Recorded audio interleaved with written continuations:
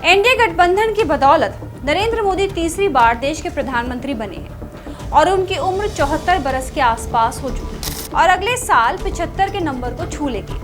वहीं भाजपा से जुड़े नेता ही अक्सर कहते आए हैं कि भाजपा में 75 साल के बाद कोई चुनाव लड़ता नहीं और वो मार्गदर्शक मंडल में चला जाता है, जिसके बाद सवाल उठने लगा है कि अगर 75 साल के बाद नरेंद्र मोदी भी मार्गदर्शक मंडल में चले जाते हैं तो उनका राजनीतिक वारिस कौन होगा?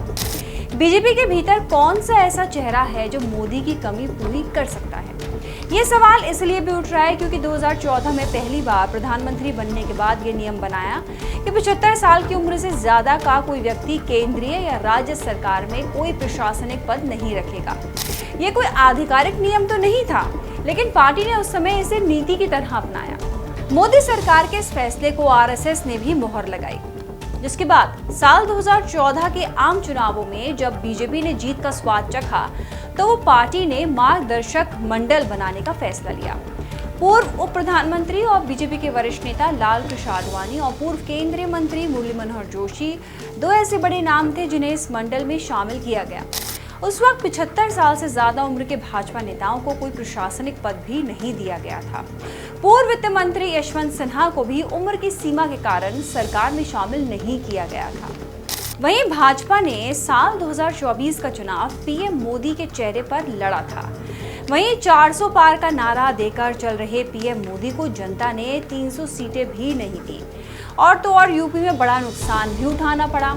अयोध्या के साथ बीजेपी पहले से जीती हुई कई सीटें गंवा बैठी और बीजेपी को गठबंधन की बैसाखी के सहारे केंद्र में सरकार बनानी पड़ी।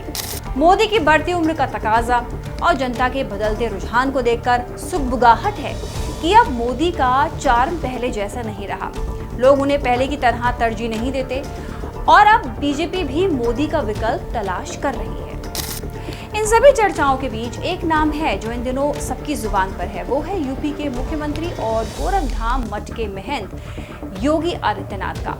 गोरखपुर के मठ के इस सन्यासी को यूपी की जनता के साथ देश के लोग भी प्यार देने लगे हैं, पसंद करने लगे हैं।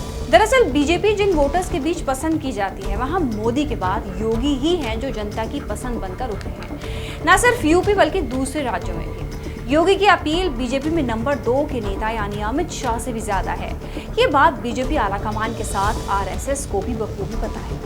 इसलिए मोदी सार्वजनिक तौर पर कहें या ना कहें, लेकिन जनता ने मोदी की जगह खुद ब खुद योगी को दे दी है। वहीं कहा यह भी जाता है कि पीएम मोदी के अमित शाह को ही अपना राजनीतिक उत्तराधिकारी बनाना चाहते हैं, क्योंकि शाह ही मोदी के सबसे ज्यादा करीबी हैं। वहीं अमित शाह योगी को कुछ खास पसंद नहीं करते, क्योंकि योगी यूपी में अपने समझ और रणनीति बनाकर सरकार चलाते हैं। वे केंद्र से यानी कि अमित शाह की ओर से आ रहे आदेश की कई बार अनदेखी कर चुके हैं। कहा तो यहाँ तक जा रहा है कि योगी आदित्यनाथ और केंद्रीय गृह मंत्री अमित शाह के बीच राजनीतिक रस्साकशी चल रही है। अमित शाह भी ताक में है कि कैसे योगी को हटाया जाए, लेकिन उनको सही मौका मिल नहीं पा रहा, क्योंकि यूपी की जनता के साथ देश के लोगों का प्यार और विश्वास योगी पर बढ़ता ही जा रहा है और जनता की नजर में योगी के सामने अमित शाह कहीं नहीं ठहरते। इस बीच पूछा कहा यह भी जा रहा है कि अगर नरेंद्र मोदी का राजनीतिक वारिस चुनने का समय आया तो बीजेपी के सपोर्ट में हमेशा खड़े रहने वाले आरएसएस का रुझान किस ओर होगा।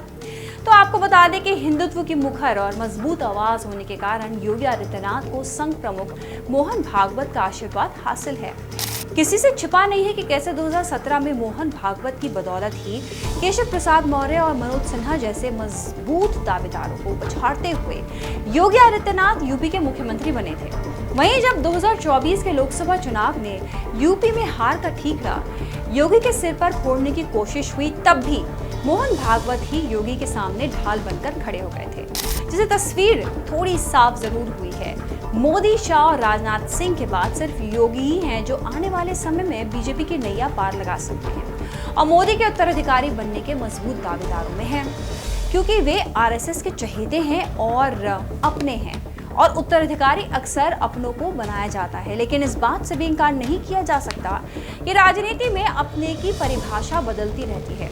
वहीं अक्सर देखा भी गया है कि राजनीति के दंगल में वे खिलाड़ी भी बाजी मार जाते हैं जो अखाड़े से दूर बैठे रहते हैं। आपका क्या कहना है इस खबर पर, कमेंट करके जरूर बताएं। खबर को शेयर करना ना भूलें, हमें सब्सक्राइब करना ना भूलें। नमस्कार। श्रेष्ठ उत्तराखंड पर खबरों से जुड़े रहने के लिए चैनल को सब्सक्राइब और लाइक करें, बेल आइकन दबाएं और देखते रहें श्रेष्ठ उत्तराखंड।